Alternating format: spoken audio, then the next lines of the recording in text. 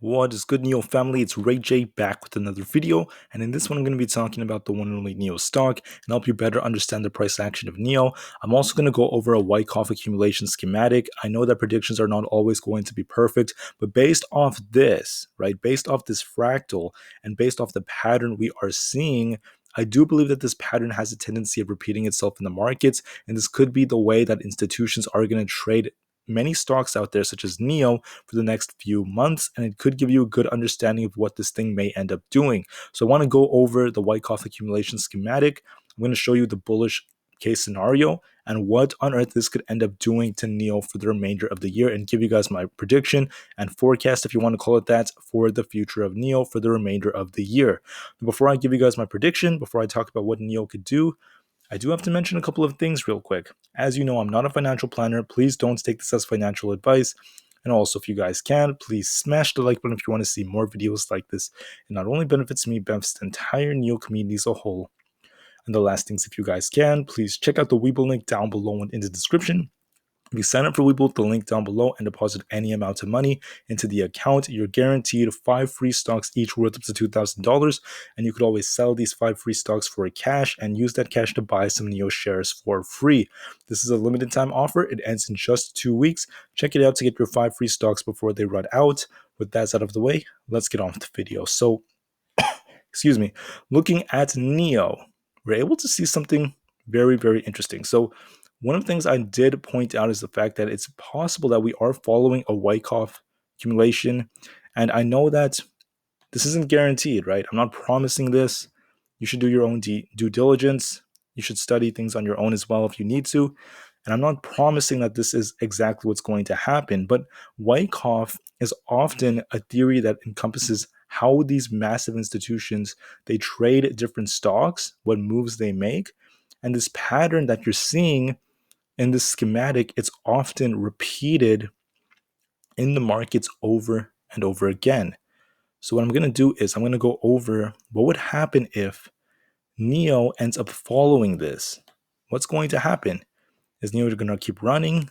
What on earth may end up happening? Well, considering something right now, the fact that Shanghai and China is planning on easing up their whole lockdowns and all that, that could be a very bullish indicator for the markets.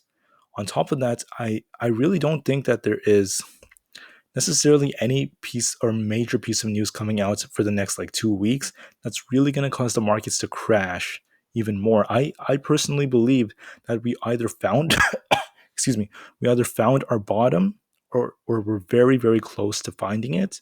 So if that is the case, if we're very close to the bottom, we should get a bit of a relief rally temporarily. I believe it's going to come soon. And if that is the case, then we could be around phase B of the schematic. Now, when you look at it, that means we should start running kind of soon. So if I were to draw this out, kind of like this, you could see that this, well, let's first start off by what are the different phases. Actually, let me do this first. Hold on. So look at this chart right here. We had phase A. We drop preliminary support, probably right here or right here. One of these two, probably this one. This would be preliminary support. Push up after. Back down. Selling climax, that SC. See how they're right next to each other? Automatic reaction. We got the automatic reaction right here. Sell test. This is the first sell test that we got. This is when we dropped, I think, on lower volume. And you can see it's right there. Get a nice push after that, right? Where our second resistance line would be. And then for NIO, we get another drop as we enter phase B. Phase B would take us to another sell test in phase B. And then we'd get a push up to a point that's not as high as the first one. Now, it doesn't have to be perfect. What's coincidental is how we have this gap right here. If you look at it, check it out. See how there's this gap right here? Tiny little gap.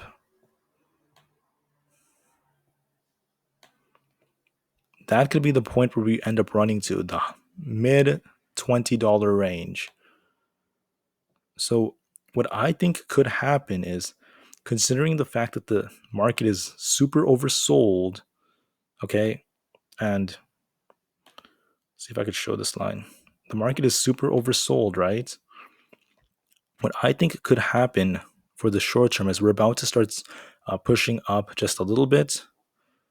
We could get a push or a move kind of like this, and it may happen like way quicker than anticipated. It's going to push NIO maybe to 25 sometime around June, hopefully, and then we're going to get a rejection. Or maybe it's going to happen like way sooner. Maybe it's going to happen as we approach the FOMC meeting. So perhaps for a month or so, as we get closer to the FOMC meeting, we push like this, like that, and then we get rejected due to the FOMC meeting. Now, why would the market start dropping into the spring phase? Well, if you go here, you could see that our GDP report came out in April as negative 1.4% for the quarter, or Q1 of 2022. For Q2, it's probably going to be coming out around August or so. I think like it says August. So around that time, around the time we get to maybe July to August, I think the market should be like dropping by then. And we may be close to our bottom by then because we're most likely going to get a negative GDP report, in my opinion. And the negative GDP report would be the signal for a recession. So if the news starts saying, oh, there's a recession, the market's going to drop, this and that, we might start to, drop down in spring. And it's possible NIO starts dropping a little bit lower. Maybe it's as low as $10. Our next spring could be a very low level. But then that's the last dip before we start to rip ever so slowly. We start an upward trend towards the end of this year. So I would expect something like this for the markets. Right? We end the year just going right back up. And then we just start pushing to the next levels. Right? I wouldn't be surprised if we saw something like this. And we may actually go a little bit higher.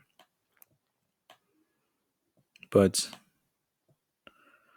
from the way I see things, I think this is what NIO is going to end up doing. This is just my prediction. And it definitely makes sense. It aligns quite well with current events in the world. So the red we're seeing, it's not over yet.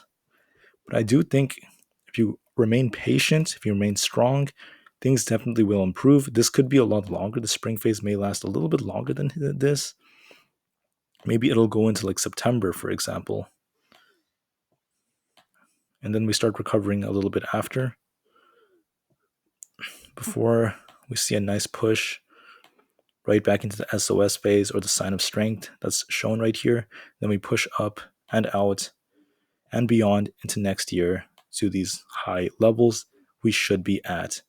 So that's basically what my price target would be. That's the way I'm seeing things. With that said, I want to thank you for listening. Have a great rest of the day, and I'll see you guys in the next one. NIO to the moon, and peace out.